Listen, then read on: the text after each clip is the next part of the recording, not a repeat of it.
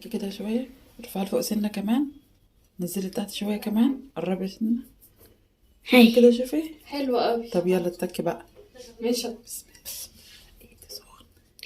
طب بسرعة. حبة صغننين بس، ده جاي شربات كتير قوي، هنعمل بيه ايه بعد كده مش عارفة.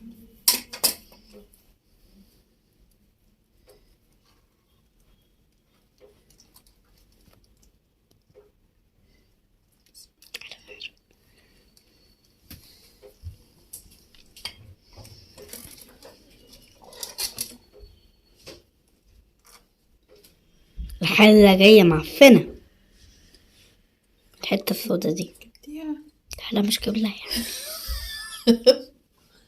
ايه الليمون اللي بتزين دي؟ اقفلي بقى خلاص.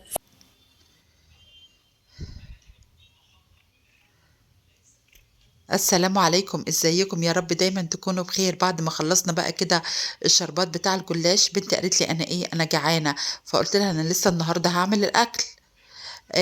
فالنهارده كان اليوم طويل قوي في المطبخ، لان انا هعمل اكلتين. يا جماعه الاسعار غاليه قوي مولعه، فانا قلت بقى ان انا احاول ايه اوفر شويه. فتعالوا بقى كده هنشوف انا هعمل الاكلتين اللي انا هعملهم النهارده بطريقه يعني ايه اقتصاديه وسهله وحلوه يعني. انا عارفه ان انتوا اكيد كلكم برضو مجربين الطرق دي كلها. شوفوا بقى الاكلتين معايا النهارده في الفيديو انا هعمل ايه. انا كده هعمل لها سندوتشين بسرعة عشان هي ايه جعانة.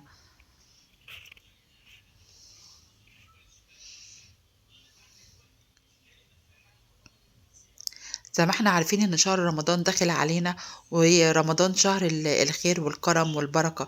ان شاء الله هيكون فتحة خير علينا كلنا ان شاء الله. يا رب دايما رمضان يجي ومعاه ايه الخير كله، زي ما احنا ايه متعودين دايما.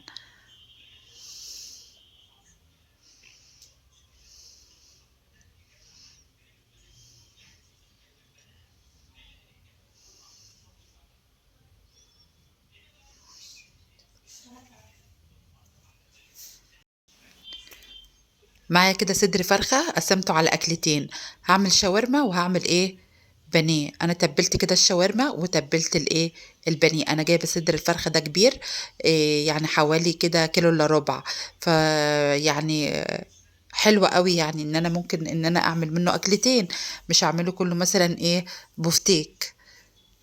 تبلت طبعا الشاورما بالزبادي والعسل النحل معلقة كبيرة أو معلقتين، وحطيت طبعا ال هو المواد اللي هي البهارات يعني الجافة، بصل مجفف وتوم باودر وكركم معلقة صغيرة جدا، لأن ما بحبش الكركم فيها كتير أو كاري، وملح وفلفل أسود وكده يعني. وطبعا أنا كده برضو متبلة الإيه البانيه دوت. يعني هو صدر الفرخة جايب معايا يعني ايه أكلتين حلوتين يعني. دلوقتي بقى احنا هنعمل كده الشاورما وهنحطها على النار.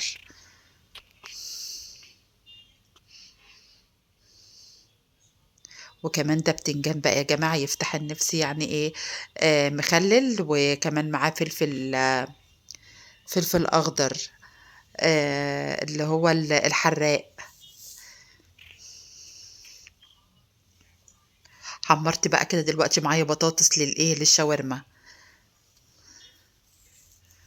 يلا بقى كده عشان هنشوف الشاورما احنا هنعملها ازاي.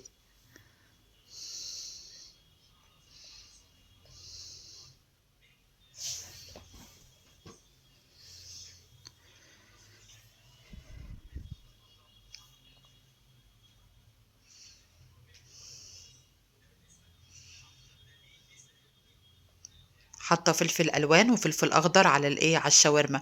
ريحتها طالعه جميله جدا، لان انا سبتها ايه بقى سايباها مده طويله قوي في التتبيله. وكده حاطه معاها بشر ايه جبنه رومي، وادي عيش اللي هو الشاورما الكريب الطري. هنعمل بقى دلوقتي كده نلفه عشان ايه نقفله.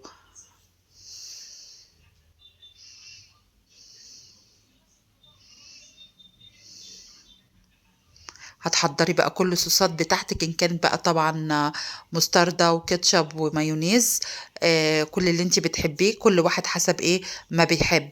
فانا كده دلوقتي بقى كده هقفل بقى ايه العيش، طبعا اللي هو الكريب، ومن غير ايه الصوصات، لان انا بحب اكل الكاتشب بره، احنا بنحبه كده، فكل واحد حسب ايه ما بيحب يعني.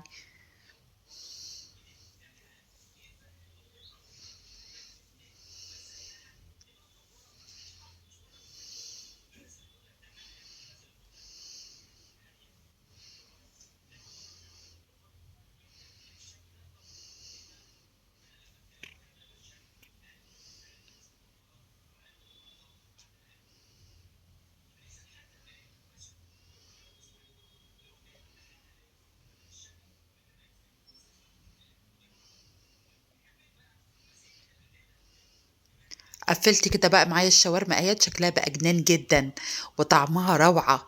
يعني على فكرة الصوص لما بيتحط فيها من جوه ايه بيطريها كده ويطري العيش، وممكن لما مثلا يبات في الورق الفويل يبقى مغلف يعني، هيطرى منك وهيبقى بايش كده وبيبقى مش حلو. لكن صدقيني انا بعمله كده بيبقى بقى ايه متماسك وحلو حتى لو بات تاني يوم. بس الصراحة هو ما باتش خالص، كل واحد خد واحد في ساعتها، بسم الله ما شاء الله طعمه روعة.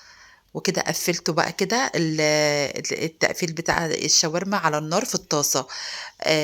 كده هعمل كمان صينية مكرونة بالبشاميل. شوفوا بقى احنا عملنا ازاي من صدر الفرخة اكلتين حلو يعني ايه، يعني محترمين يعني، كلنا بنحبها كنا كبار ولا صغيرين. وادي كمان مكرونة بشاميل واللحمة مفرومة، يعني مش هقولك تحطوا نص كيلو، اقل من نص كيلو بشوية لو عندك ربع كيلو، على ايه على كيس مكرونة. وكده بقى عملت الايه البشاميل، وحاطه من فوقها الايه القشطه، لان انا بحب احط قشطه على ايه على وش البشاميل. وطبعا عملت الايه البفتيك اللي هو بانيه الفراخ، وعامله سلطه. وادي بقى شكل صينيه المكرونه، وكانت يعني طعمها جميل. وكمان البانيه روعه قوي، لان انا قلت انا سايبه الشاورما والبانيه متبلين لايه لوقت طويل قوي.